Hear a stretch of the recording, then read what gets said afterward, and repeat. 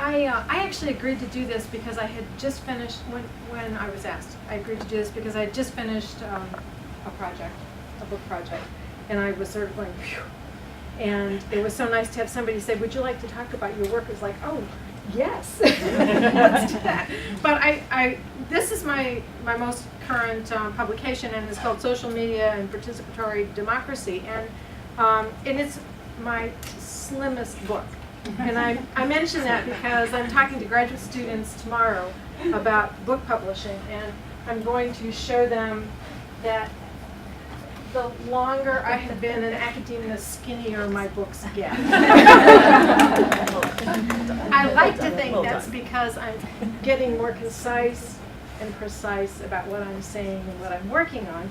But actually, all of these have a common thread.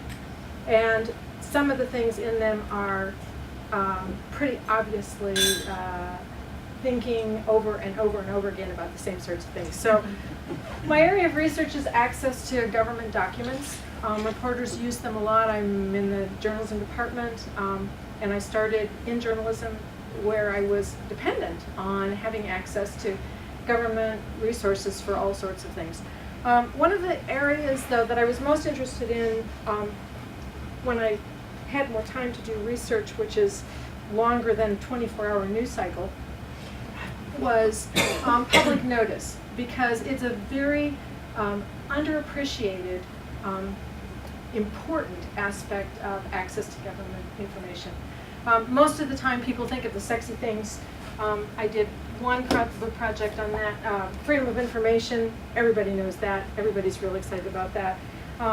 And sunshine laws, where there's open meetings and the documents that are part of that, you know, or everybody gets real excited about that. But when you say public notice, everybody kind of, you know, it has exactly that reaction, which is like, what are you talking about and why should we care? So one of the things I usually have to do when I talk about this is give some people kind of real in-your-face examples. And this, I worked in Sarajevo for a while, soon after the war, and public notice about anything was pretty difficult. And one of the things that really I appreciated was the fact that citizens kind of took it upon themselves to make sure their community knew things by posting notices that were of a certain format, so that you knew they were, you know, official, important, in a certain way. They would just post them on bulletin boards, and they self-designated community places to put announcements. So these are actually death notices, but you would find in any of the little towns around Sarajevo, you would find even sometimes just groves of trees where people commonly met. These announcements would be posted there. The reason we care about access to government information is because that tells us what government is doing. And public notice has the, I think, the honor of being that we designate ahead of time, and we tell government, you must tell us what this is, whether we're asking about it or interested in it at the time that we require the information. You must tell us anyway. And a lot of that we take for granted. So we know about community budgets, we know about all sorts of agency activities, because it is required by law that they provide that information. And I was sort of impressed by this example we got in our email this week about a requirement that there be reports on safety published. That is, you know, these units didn't just say, hey, kids, let's put out a report. They're required to do this. And happily, they're required to tell us that they've done it. So we get things like this, and I'm sure most of you just, you know, glaze over. But there are going to be those couple of people that say, oh yes, I need to look at this. Thank you very much. I'm glad it got dumped into my mail. There are kinds of public notice, and communities determine something about how these notices are valued. They can be warnings. So if the town is going to, I don't know, chew up the street, and you live on that street, they're actually required to tell you they're going to do this. They can't just surprise you one morning with bulldozers. If they're going to change laws or zoning, they're required to tell you. There are all sorts of things that they are warning you about activity that is about to occur. If they're going to seize your property, the government doesn't just actually get to do that without some kind of indication they're going to do it. And then there are commands for adherence. So we have notices about, you no longer get to do X, or you no longer can do Y. There are announcements of a sort, and we often have them kind of organized for us and presented in a more pleasing, regular kind of language by news reports, which is how my interface with this first came up. And then there are announcements, there are notices that are just about making it known. So, for example, often government will post a series of notices about meetings that are coming up. It's just general information that you ought to know, or if you want to know, here it is, and we're keeping you apprised of it. There is in the law, in many participatory democracies, the requirement of certain kinds of very specific public notice, and a large portion of several of these books is detailing something about those laws that are very specific about public notice. We talk about public notice not only as providing information, but actually the public notice itself becomes a document, a legal document that is provided in court to verify that in fact this notice did occur, and that you had the opportunity to know about it if you were paying any attention at all. And lots of times the court doesn't even expect that you were paying any attention, past the fact that you were breathing. And so we have some very special names for these particular kinds of public notice. Sometimes they're called actual or express notice, or constructive notice. And that's the minutia that most of us don't care a lot about. But the general idea of public notice, I really like to alert people to the fact that it exists, and we really take it for granted. So if you were to look in the HT on any given day, you'll notice in small type, way back at the back, often are these little things that say public notice at the top. And they'll include things like water treatment plant budget or something like that, or that there's been seizures of certain kinds by certain agencies. And once people know that they're there and actually recognize that there's some kind of interesting stuff that goes into those public notices, like when the tax rolls are published, those are required by law to be published. And you can kind of find out what's going on around you if you know to look. And it's not a secret that they're there. They're published regularly, routinely. But it is often very tiny type.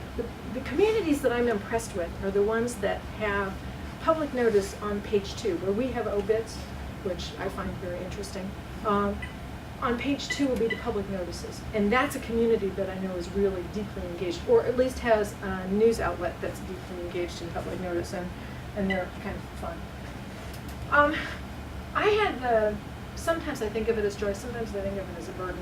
I joined the newsroom when computing was just coming into the newsroom. So I literally learned to type on a computer, and my first experience was going from a typewriter where I had to put in carriage returns to go to the next line, to having it automatically, format for me. It was like, wow, this is pretty magic.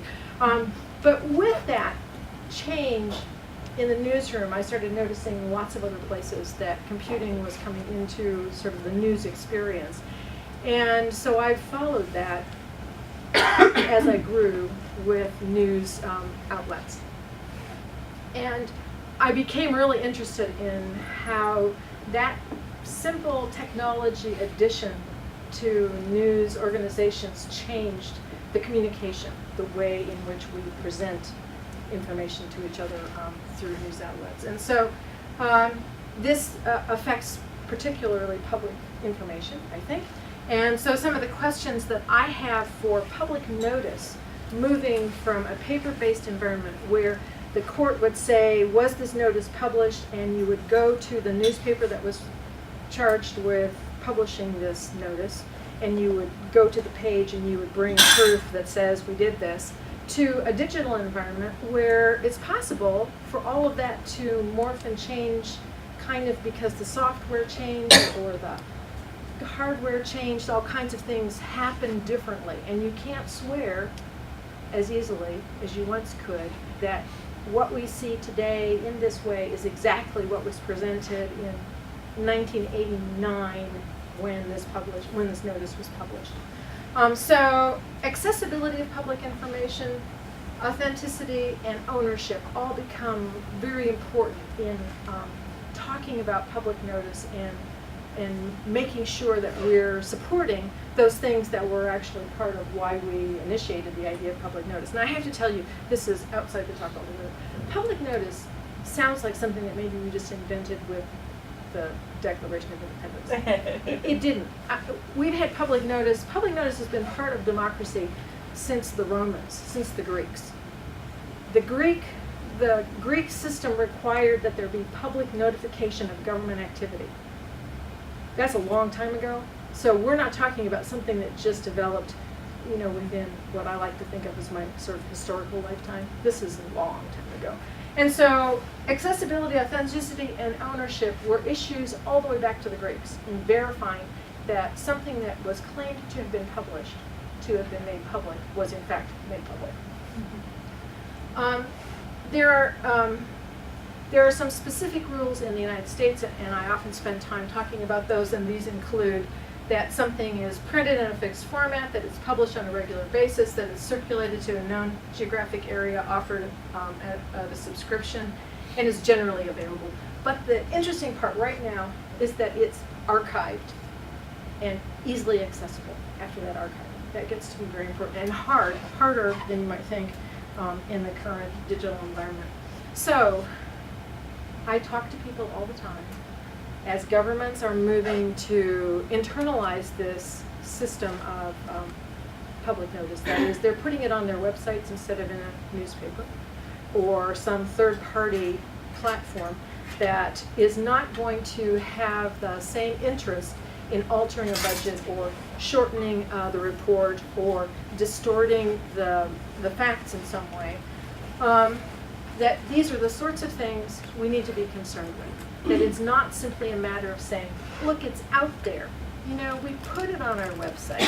Wow, does not meet the requirements for the intentions of public notice law.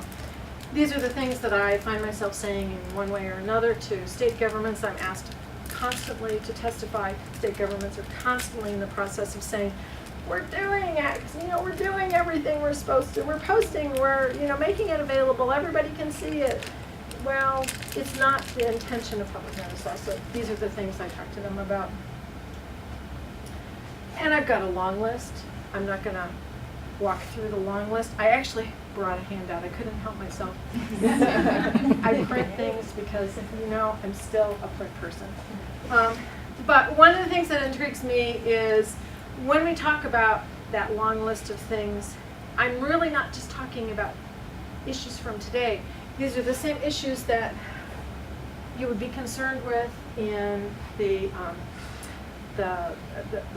rock writing that we see. And the wonderful thing to me about some of these old technologies, these old writings, is how accessible they are now.